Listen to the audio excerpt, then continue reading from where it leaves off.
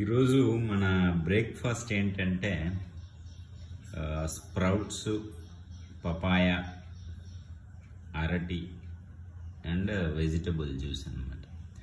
So మనము ఎందుకంటే ఇటువంటివన్నీ పరిచయం చేస్తాం, మీకు తెలిసే ఉంటుంది. వైవిధ్యమైన ఆహారాన్ని కూడా ఎంజాయ్ చేయండి. ఎప్పుడు అవే దోశలు, ఇడ్లీలు అనే కాకుండా. సో ఈ స్ప్రౌట్స్ కూడా మనకి 4 రకాల పెసలు, అలసందలు, కొమ్ము శనగలు అండ్ పల్లీలు అన్నమాట. 4 రకాల స్ప్రౌట్స్. కొంచెం ఆ క్వాంటిటీ సరిపోతుంది మనకి, ఎందుకంటే ఎక్కువగా నమలాలి కాబట్టి. సో పపాయ, అరటిపండు అండ్ వెజిటబుల్ జ్యూస్ అన్నమాట. సో ఇలాగ మీరు కూడా ట్రై చేయండి. ఎప్పుడు ఒకే రకమైన ఇది కాకుండా కొంచెం హెల్దీగా ఉండడానికి. That no oil, no boil recipe లాగా కూడా ఉంటుంది ఇది. ఓకే.